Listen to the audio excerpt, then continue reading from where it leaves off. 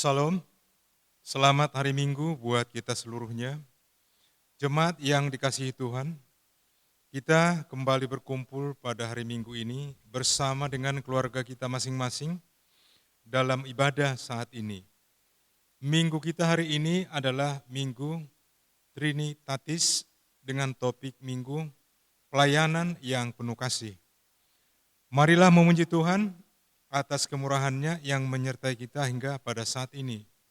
Oleh karenanya, sebelum kita memasuki ibadah saat ini, marilah bersaat teduh sejenak.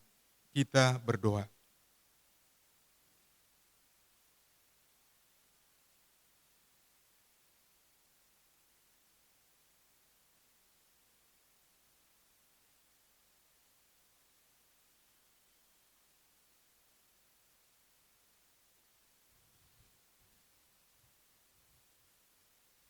Amin. Kita bernyanyi dari Bukende nomor 125 ayat 1 dan 2.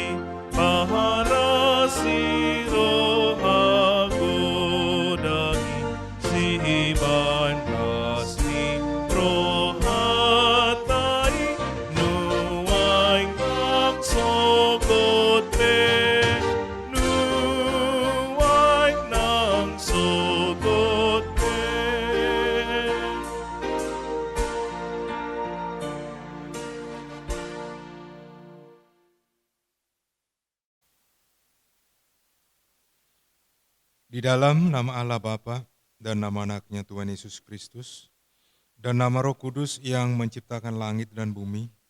Amin. Demikianlah firman Tuhan Allah. Orang yang benar itu akan hidup oleh percayanya, tetapi tidak ada damai sejahtera bagi orang-orang fasik. Haleluya. Haleluya. Haleluya.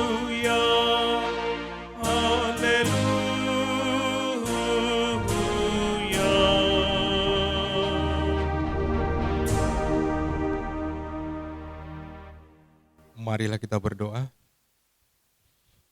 Ya Tuhan Allah yang Maha Kuasa, berikanlah bagi kami iman yang benar, yang tumbuh dan kuat. Berikanlah bagi kami kasih yang setia, mencintai Tuhan dan manusia. Berikanlah bagi kami pengharapan yang hidup, supaya kami bersukacita melakukan kehendak-Mu. Dengarkanlah doa kami, di dalam nama anak-Mu, Tuhan Yesus Kristus, Tuhan kami. Amin. Kita bernyanyi dari Bukende nomor 24 ayat 1 dan ayat 5.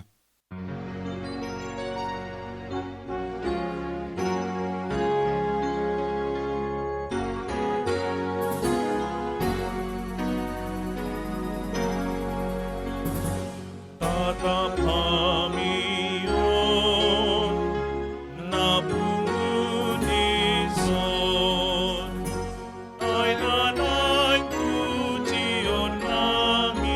dengan liba samniha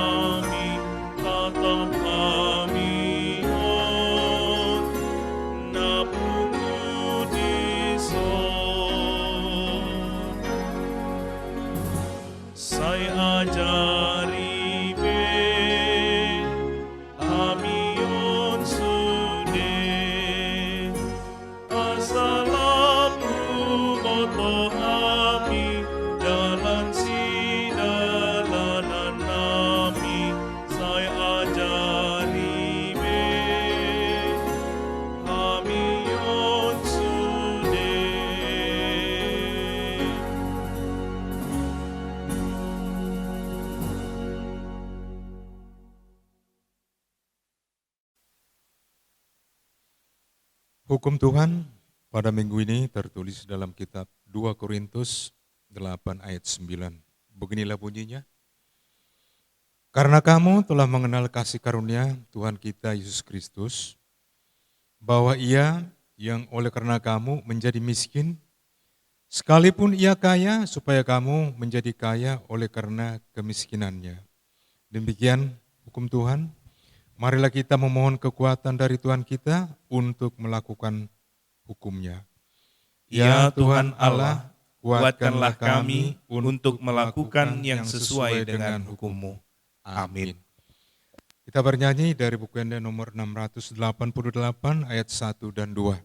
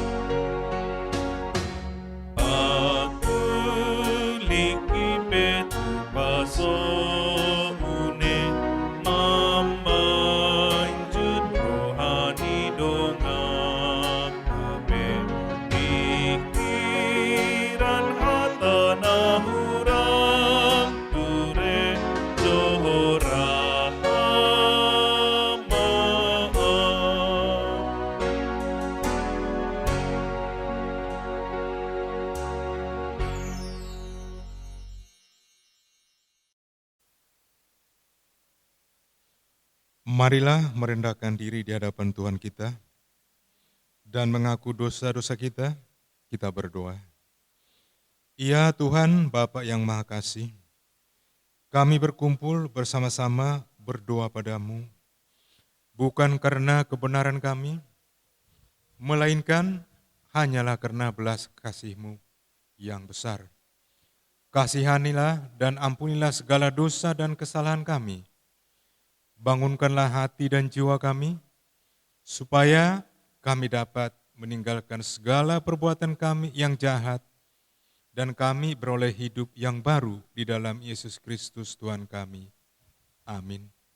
Marilah kita berdoa di dalam hati kita masing-masing.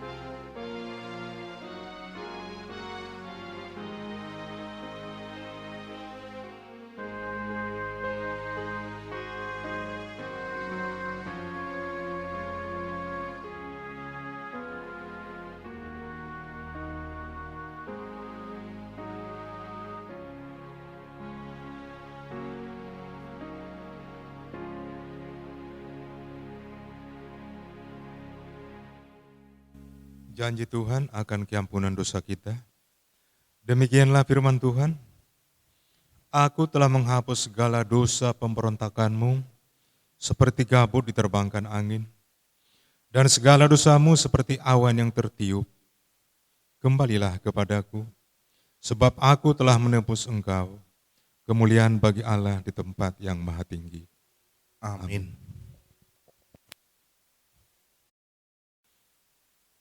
Kita bernyanyi dari buku Ende nomor 212 ayat 1 dan ayat 4.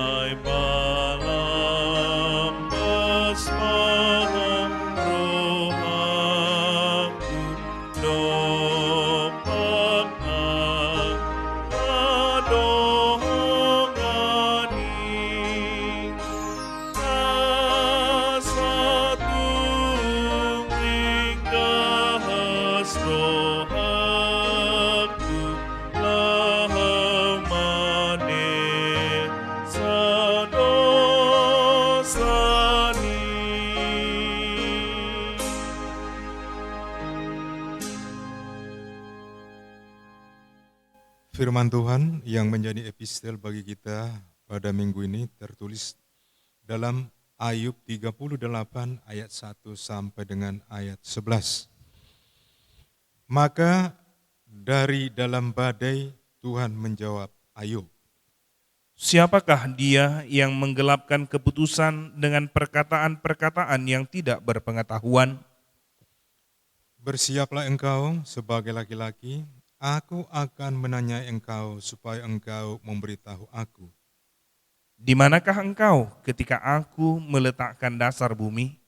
Ceritakanlah kalau engkau mempunyai pengertian. Siapakah yang telah menetapkan ukurannya? Bukankah engkau mengetahuinya? Atau siapakah yang telah merentangkan tali pengukur padanya? Atas apakah sendi-sendinya dilantak, dan siapakah yang memasang batu penjurunya? Pada waktu bintang-bintang fajar bersorak-sorai bersama-sama, dan semua anak Allah bersorak-sorai, Siapa telah membendung laut dengan pintu, ketika membual keluar dari dalam rahim? ketika aku membuat awan menjadi pakaiannya, dan kekelaman menjadi kain bedungnya. Ketika aku menetapkan batasnya dan memasang palang dan pintu. Ketika aku berfirman, sampai di sini boleh engkau datang. Jangan lewat, disinilah gelombang-gelombangmu yang congkak akan dihentikan. Demikian firman Tuhan. Berbahagialah orang yang mendengarkan firman Tuhan serta memeliharanya dalam hatinya. Amin.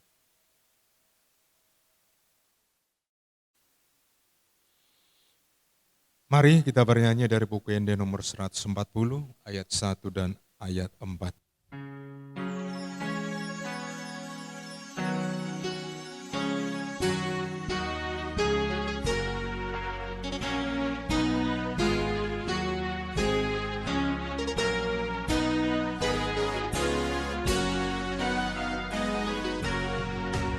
Gir-gir mahamu manogu sude, nahum nabegu manju wahadope, dihatani Yesus nasangap topo, sakap napatulus di portimio.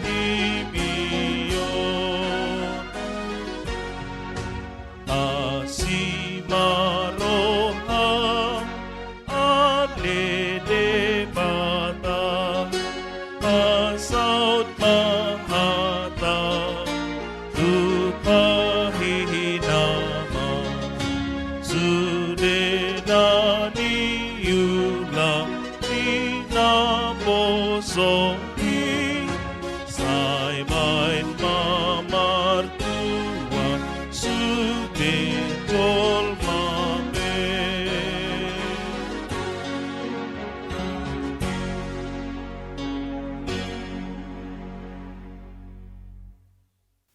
Marilah kita bersama-sama mengaku iman kepercayaan kita. Sebagaimana teman-teman seiman di seluruh dunia, kita bersama-sama mengucapkannya. Aku percaya kepada Allah, Bapa yang Maha Kuasa, Halik langit dan bumi. Aku percaya kepada Yesus Kristus, anaknya yang tunggal Tuhan kita, yang dikandung daripada Roh Kudus, lahir dari anak darah Maria, yang menderita sengsara di bawah pemerintahan Pontius Pilatus, disalibkan, mati dan dikuburkan, yang turun dalam kerajaan maut. Pada hari yang ketiga, bangkit pula dari antara orang mati, naik ke surga, duduk di sebelah kanan Allah, Bapa yang Maha Kuasa. Dari sana akan datang kelak untuk menghakimi orang yang hidup dan yang mati. Aku percaya kepada Roh Kudus dan adanya satu gereja yang kudus, persekutuan orang kudus, pengampunan dosa, kebangkitan daging, dan hidup yang kekal. Amin.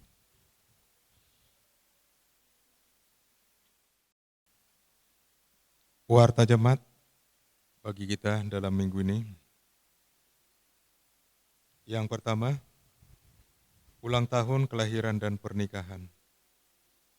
Majelis Gereja dan seluruh jemaat HKBP Borneo Resort Banjarmasin mengucapkan selamat ulang tahun kelahiran dan ulang tahun pernikahan kepada seluruh jemaat yang berulang tahun pada periode 14 Juni 2021 sampai dengan 20 Juni 2021, yakni kepada nama-nama yang tertulis dalam lembar acara kita saat ini. Tuhan memberkati.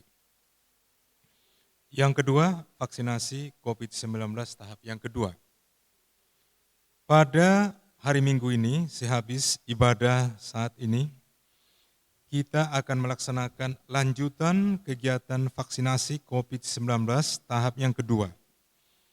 Oleh karena itu, kami meminta pada semua jemaat yang sudah menerima vaksinasi COVID-19 tahap pertama pada Minggu 23 Mei 2021 yang lalu, agar mengikuti kegiatan tersebut. Yang ketiga, rapat perhalado dengan panitia pembangunan gereja. Pada hari Rabu 23 Juni 2021 yang akan datang, kita akan melaksanakan rapat perhalado dengan panitia pembangunan gereja, membicarakan laporan pembangunan periode 2015 sampai dengan 2021, sekaligus membicarakan pembubaran panitia pembangunan gereja periode 2015 sampai dengan 2021. Rapat tersebut dilaksanakan di Gedung Serbaguna Gereja, masuk pukul 19.30 WITA. Oleh karenanya, kami meminta kepada semua perhalado, demikian juga panitia pembangunan gereja, agar menghadiri rapat tersebut. Terima kasih. Yang keempat, baptisan kudus. Pada hari Minggu 27 Juni 2021 yang akan datang, atas permintaan keluarga, gereja kita akan melaksanakan kegiatan baptisan kudus bagi anak dari keluarga AY Sitinjak Inang Boru Saragi.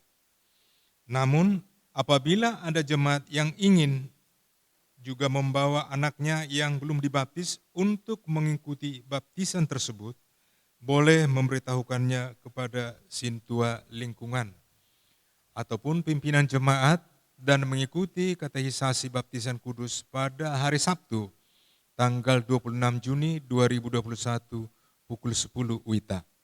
Terima kasih. Yang kelima, sumbangan makanan dan minuman.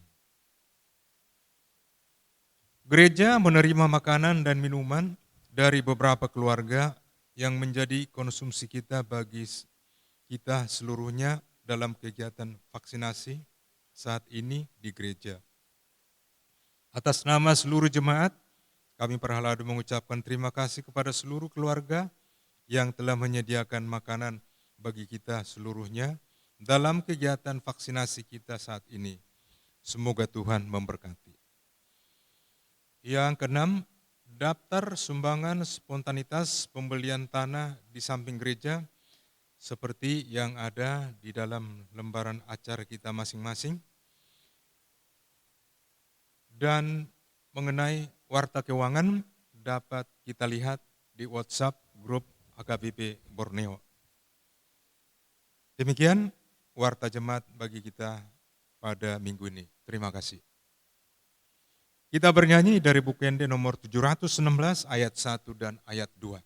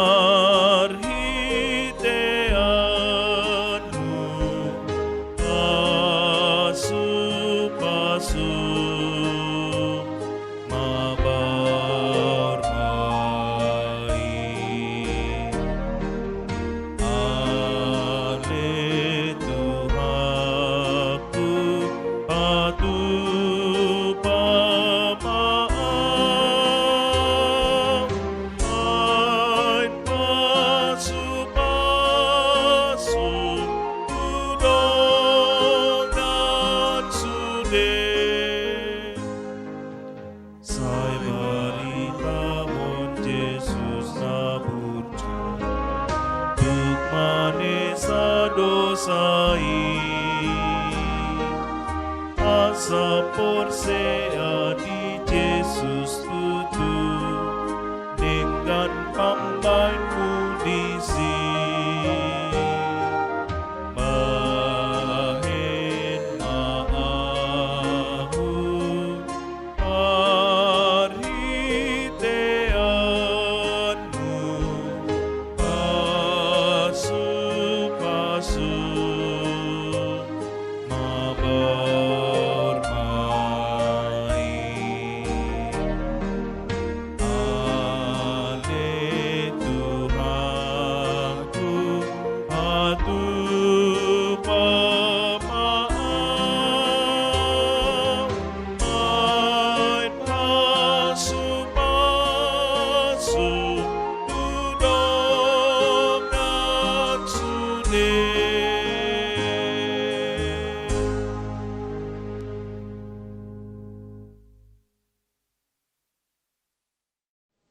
Damai sejahtera Allah yang melampaui segala akal, itulah yang memelihara hati dan pikiranmu dalam Kristus Yesus Tuhan kita.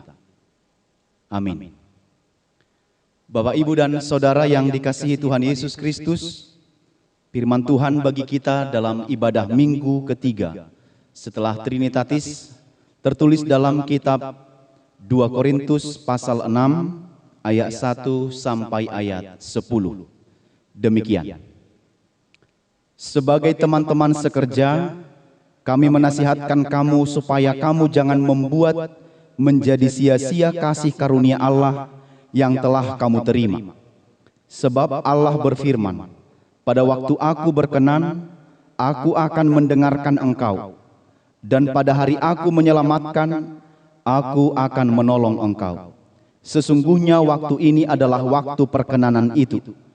Sesungguhnya hari ini adalah hari penyelamatan itu. Dalam hal apapun kami tidak memberi sebab orang tersandung, supaya pelayanan kami jangan sampai dicela.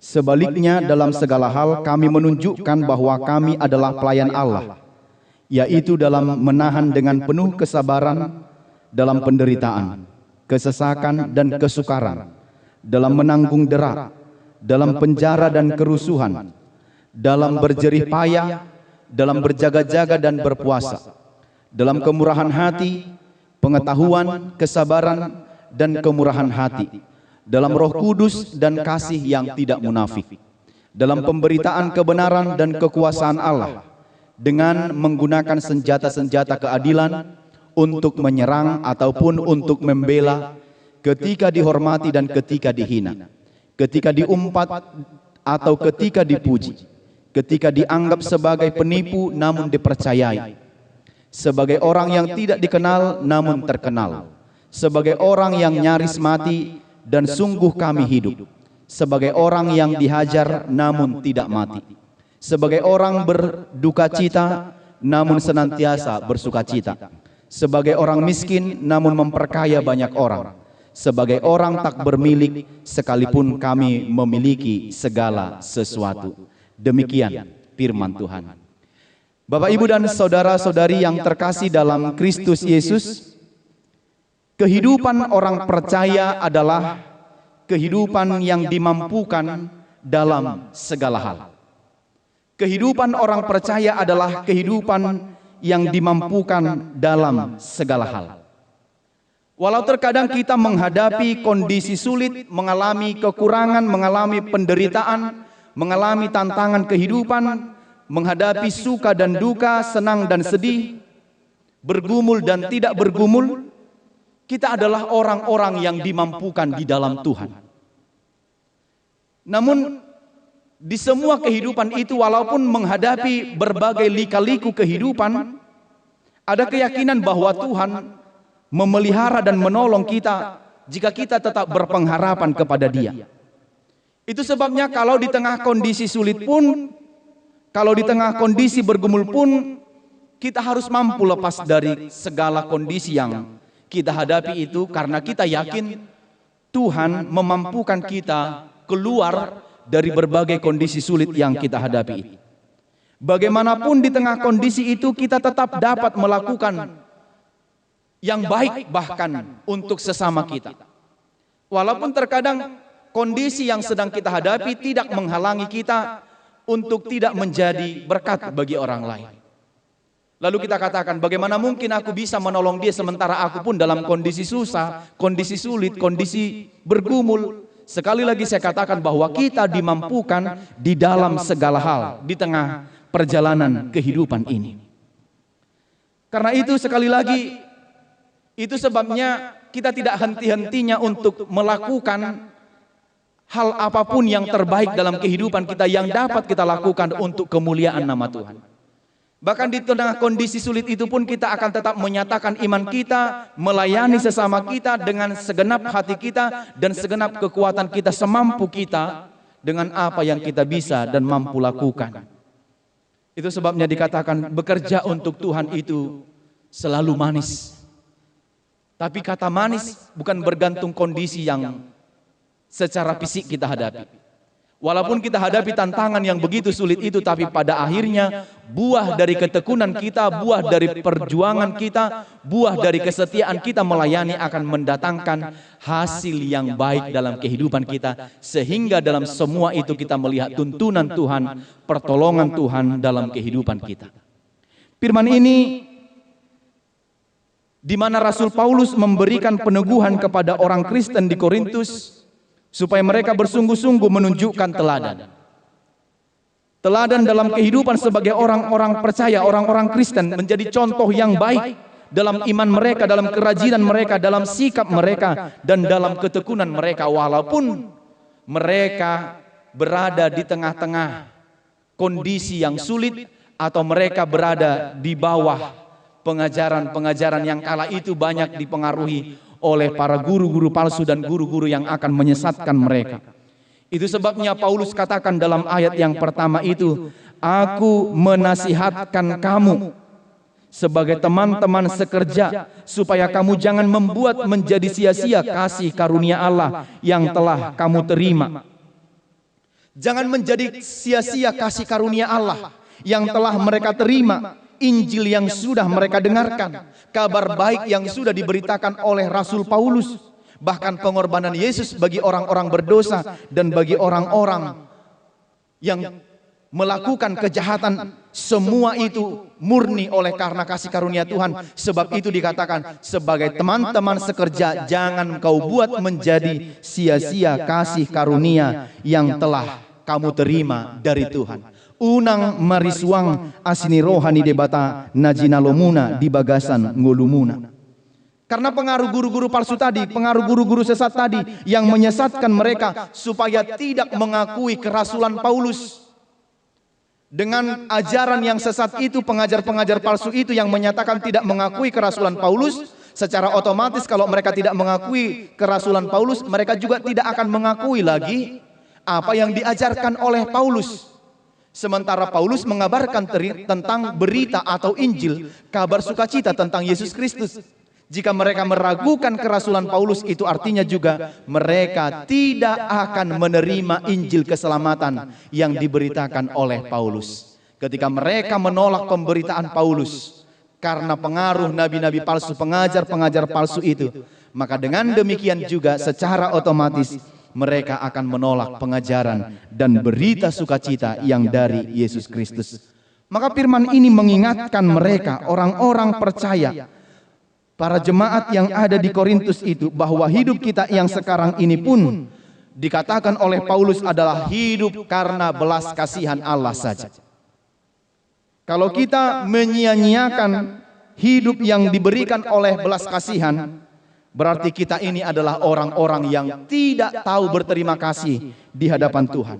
Ibarat orang yang sudah diberikan kesempatan, ibarat seseorang yang sudah diberikan anugerah tetapi tidak menghargai anugerah itu, tidak menghargai pemberian itu, tidak menghargai karunia itu sama dengan orang-orang yang tidak tahu berterima kasih dalam kehidupan. Maka diingatkanlah mereka dalam firman Tuhan ayat yang kedua ini.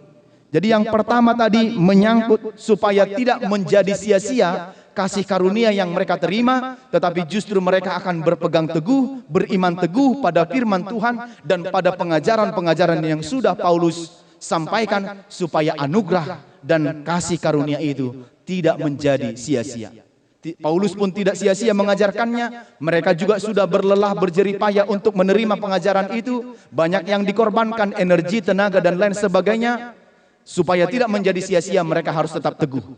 Maka bagian yang kedua ini juga diingatkan pada ayat yang kedua. Supaya mereka juga menghargai setiap waktu yang ada.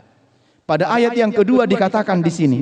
Sebab Allah berfirman, pada waktu aku berkenan, aku akan mendengarkan engkau. Pada hari aku menyelamatkan, aku akan menolong engkau. Sesungguhnya waktu ini adalah waktu perkenanan ini. Waktu perkenanan itu. Sesungguhnya hari ini adalah hari penyelamatan itu. Sekali lagi, supaya menghargai setiap waktu. Waktu ini adalah waktu perkenanan.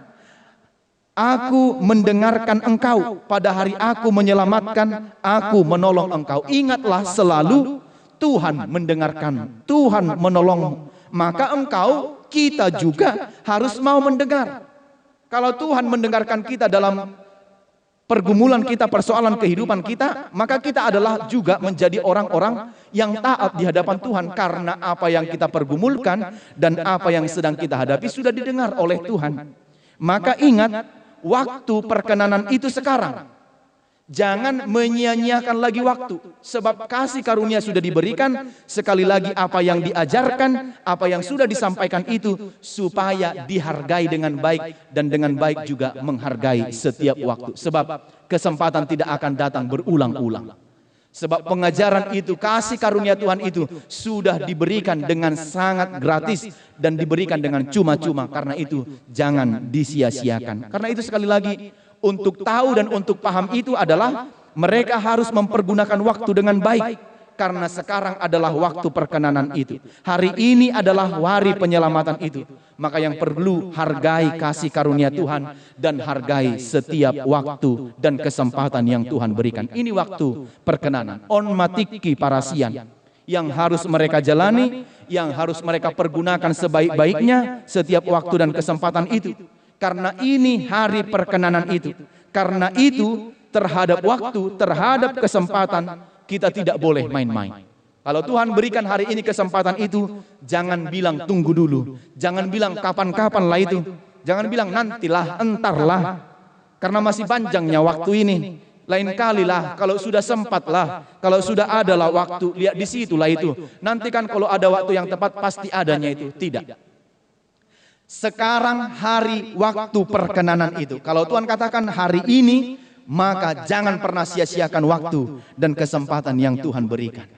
Waktu dalam tradisi dan kebiasaan dalam arti Yunani ada dalam dua kata, yaitu satu dalam kronos, itu adalah urutan waktu, waktu yang terus berjalan, dan satu lagi adalah kairos, yaitu bisa diterjemahkan dengan kesempatan.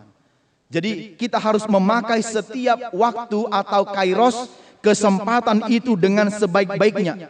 Sebab kesempatan itu tidak selalu datang berulang-ulang. Tuhan yang memberikan waktu kepada kita. Bukan kita pemilik waktu ini.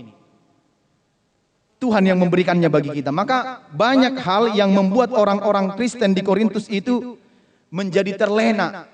Mereka menjadi lalap, mereka menjadi tergoda dan membuat hati mereka semakin jauh dari Tuhan. Karena persoalan tadi, nantilah masih ada waktu, masih ada kesempatan. Mereka menjadi tergoda, mereka menjadi terlena. Mereka kira waktu itu sesuai dengan waktu yang mereka pikirkan. Padahal waktu yang sebenarnya yang lebih dalam itu dimaksudkan adalah kesempatan. Kesempatan jangan pernah sia-siakan. Kesempatan yang terjadi kadang tidak datang dua kali dalam kehidupan kita. Maka setiap kesempatan itu datang, setiap kesempatan itu ada, maka kita harus lakukan sebaik-baiknya. Dan kesempatan yang ada harus kita pergunakan sebaik mungkin dan sebermanfaat mungkin. Kita pun demikian dengan Amang Inang dan saudara yang dikasihi Tuhan Yesus Kristus. Kalau kita tidak komit dengan waktu kita, kita bisa digoda oleh dunia ini. Kita bisa lalap oleh dunia ini. Apalagi yang mendatangkan keuntungan bagi kita. Kalau kita tidak memakai kesempatan dengan baik atau bahkan menjadi menyia-nyiakan setiap waktu yang Tuhan berikan, maka kita akan tergoda. Apalagi kalau kita digoda, terlena oleh ukuran-ukuran atau keuntungan yang mendatangkan sukacita, keuntungan bagi kita secara ukuran dunia. Maka lama-kelamaan kita akan semakin jauh dari Tuhan. Gak apa-apalah, Tuhan taunya perlunya ekonomi. Tuhan taunya carilah terus sebanyak-banyaknya. Toh kalau banyak uangmu, banyak juga orang yang dekat denganmu. Kalau banyak uangmu, banyak tondongmu. Ujung-ujungnya lalap mak dan diingot be. Padahal kesempatan itu tidak datang berkali-kali dalam kehidupan ini. Maka makin jauhlah kita dari Tuhan, kita meninggalkan Tuhan, maka bahkan ada orang juga tak perlunya juga kepada Tuhan ini. Tohnya kita boleh hidup karena jerih payah kita, karena keringat kita, karena perjuangan kita, karena usaha kita. Salah Bapak Ibu. Kita menjadi orang yang percaya tidak berpikir demikian. Ingat, ini adalah waktu perkenanan. Onma tiki parasian, unang jolo salpu tiki parasianon. Hari ini jelas kita mendapat nasihat, mendapat kesempatan, tidak datang berkali-kali, maka jangan sampai menyesal. Bukan nasihat yang tidak ada. Dada si paingot naswadong. Tapi kita harus bergantung pada kasih karunia Tuhan. Bukan karena kekuatan kita, kemampuan kita mencari semua apa yang perlu dalam kehidupan ini, maka kita memperolehnya, bukan. Kalau Tuhan tidak berkenan, apa yang kita cari, yang kita lelahkan pun, yang kita capekkan pun, yang kita usahakan pun, yang kita lakukan dengan seluruh totalitas kehidupan kita, kalau Tuhan tidak berkenan dengan itu, kita tidak akan memperoleh apa-apa. Atau bahkan itu akan segera lenyap dan habis. Maka selanjutnya Rasul Paulus menunjukkan sikap dan perilaku. Yang ketiga adalah dia tunjukkan kami pun sebagai rekan sekerja kalian, sebagai hamba-hamba Tuhan. Dalam ayat 3-10, Paulus sendiri menyampaikan kepada teman sekerjanya, kepada jemaat yang ada di Korintus.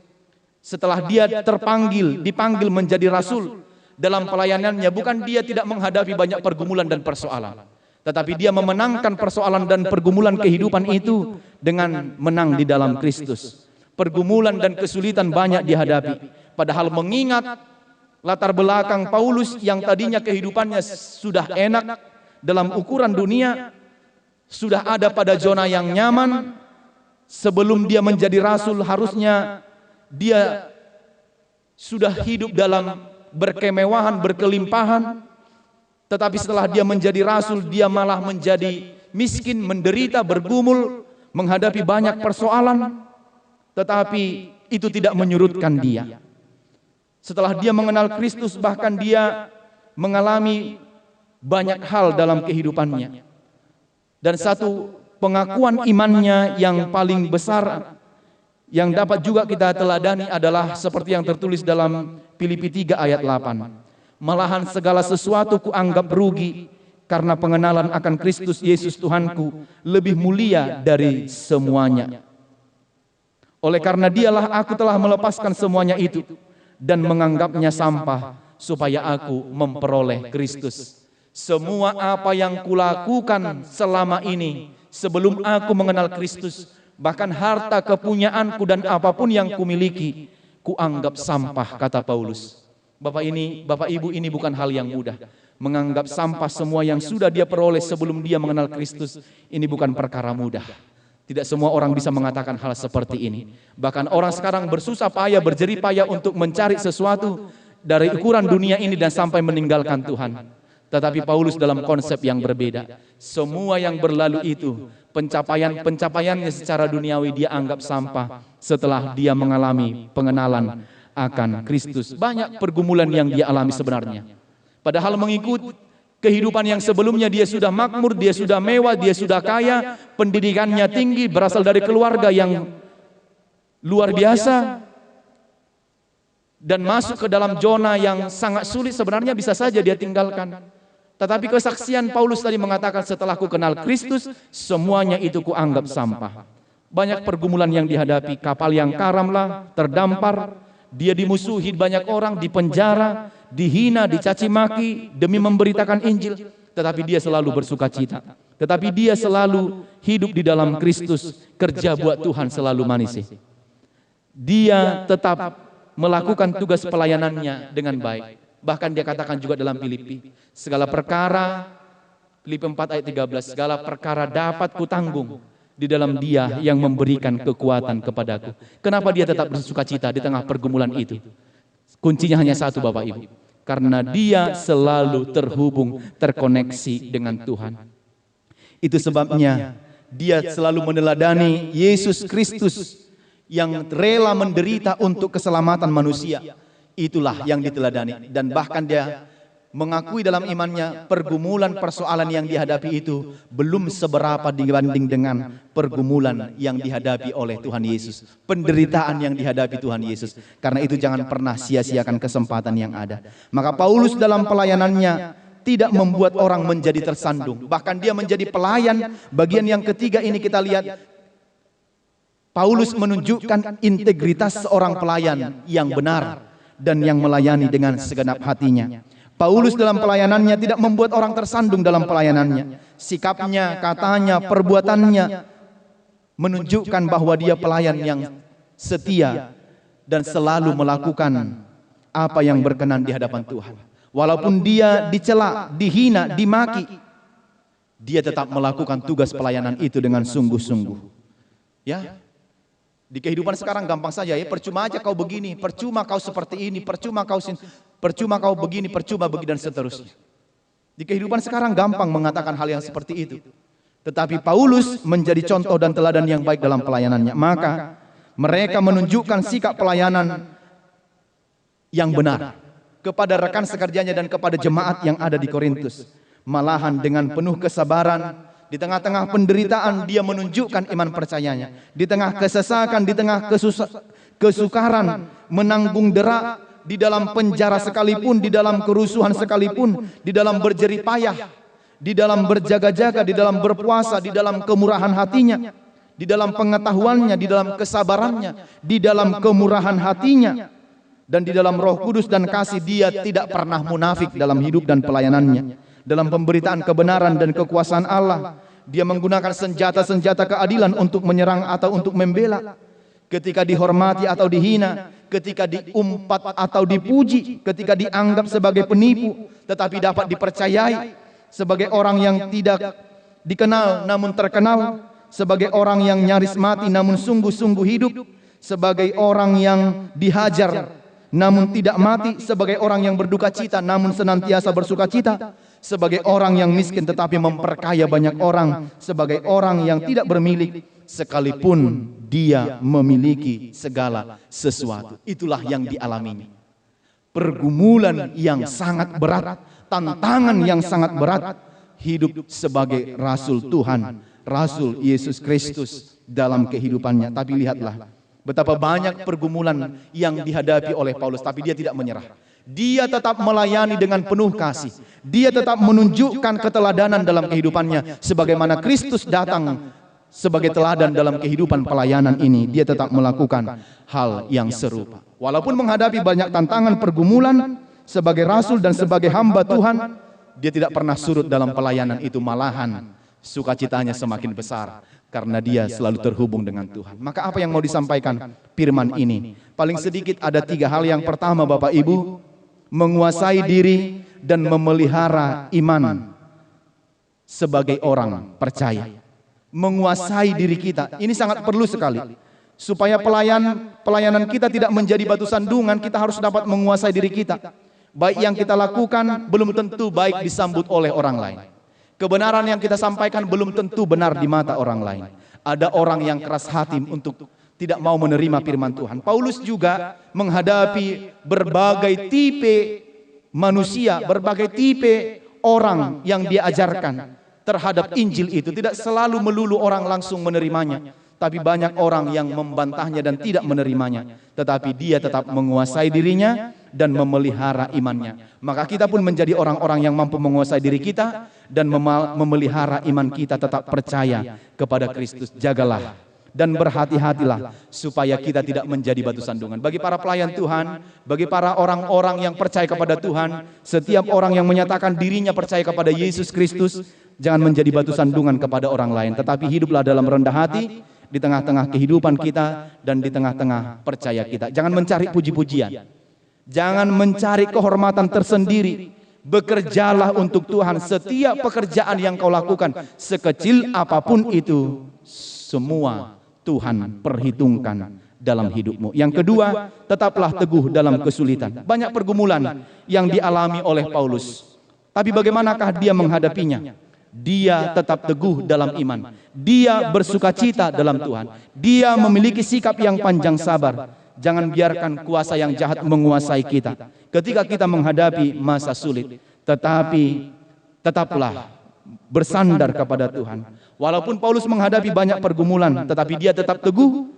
Dia tetap tidak menghakimi orang lain, tetapi justru malah dia teguh dalam kesulitan itu, tetap dalam kasihnya, menjalankan prinsip kerja bahwa ini adalah pelayanannya kepada Tuhan. Jika kita sudah memiliki prinsip yang seperti itu, maka sesulit apapun kondisi yang sedang kita hadapi dalam kehidupan, dalam pelayanan, dalam keluarga, dalam ekonomi, di tengah-tengah masa pandemi ini, kita akan tetap teguh beriman walaupun di tengah kondisi sulit dan tidak tergoda dengan bujuk rayu dunia ini.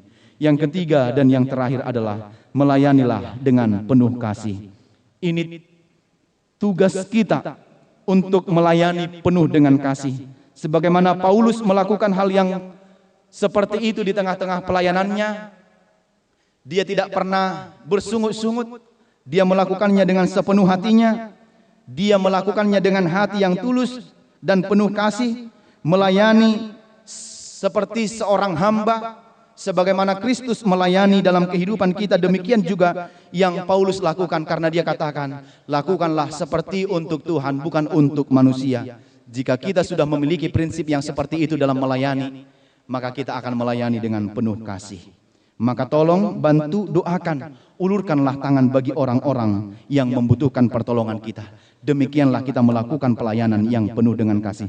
Dengan demikian, maka orang akan melihat keteladanan yang kita lakukan. Orang akan melihat wajah Kristus pada wajah kita, sehingga mereka semakin teguh dan tetap percaya kepada Tuhan. Melayanilah dengan segenap hatimu, seperti untuk Tuhan, bukan untuk manusia. Amin. Kita berdoa. Bapa di sorga, terima kasih untuk firman-Mu yang sudah kami dengarkan pada minggu hari ini. Mengingatkan kami untuk melakukan pelayanan yang penuh kasih kepada sesama kami, kepada sekitar kami, dan kepada orang yang membutuhkan pelayanan dan pertolongan kami. Berkatilah kami agar kami tetap kuat dan teguh di dalam Engkau.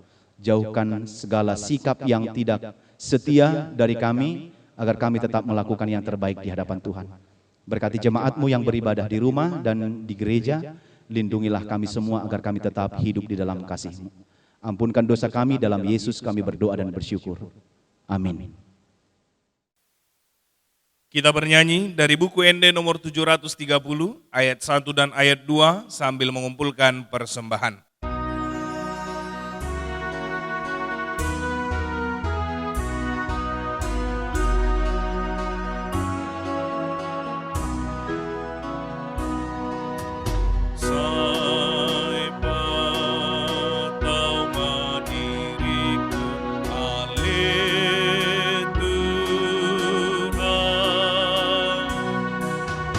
Bapa termohon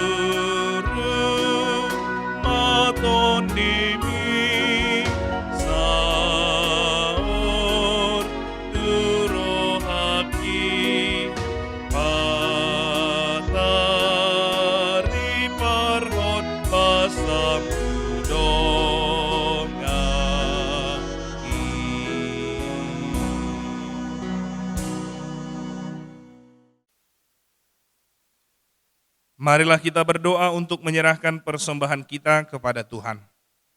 Ya Allah Bapa kami yang di surga, kami mengaku bahwa Tuhan adalah sumber dari segala karunia yang melimpah dalam kehidupan kami masing-masing. Sebahagian daripada karunia itu kami serahkan kembali sebagai persembahan kepada Tuhan. Terimalah dan berkatilah persembahan umat-Mu ini, agar dapat kami pergunakan untuk pekerjaan dan pelayanan kerajaan Tuhan di dunia ini. Bukalah hati kami untuk mengenal betapa banyak berkat dan karunia yang kami peroleh dari Tuhan, supaya kami senantiasa bersyukur kepadamu, di dalam nama Yesus Kristus Tuhan kami. Amin. Tuhan karuniamu, roh dan jiwaku semua, nyawa juga hidupku, harta milikku semua, ku serahkan padamu untuk selama-lamanya.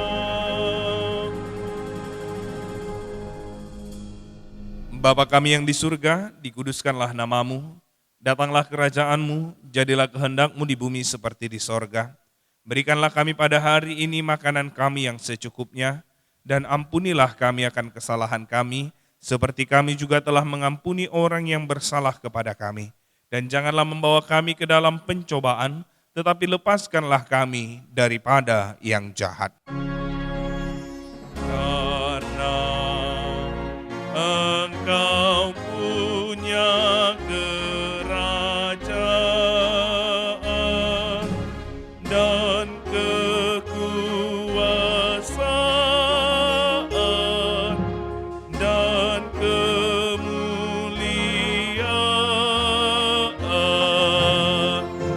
sampai selama-lamanya.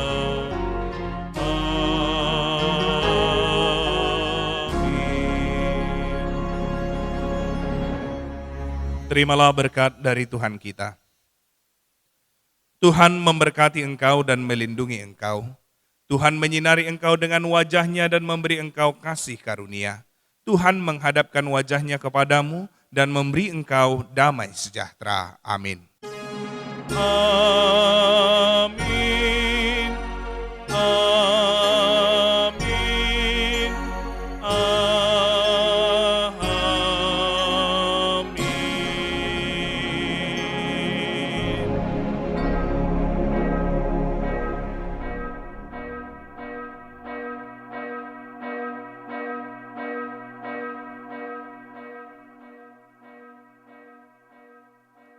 Shalom, selamat hari Minggu buat kita seluruhnya. Semoga kita semua, Amang Inang, remaja Naposo Bulung dan anak-anak kami sekolah minggu, tetap di dalam penyertaan Tuhan, di dalam menjalani aktivitas sepanjang minggu ini. Tuhanlah yang memberkati kita sekalian. Horas.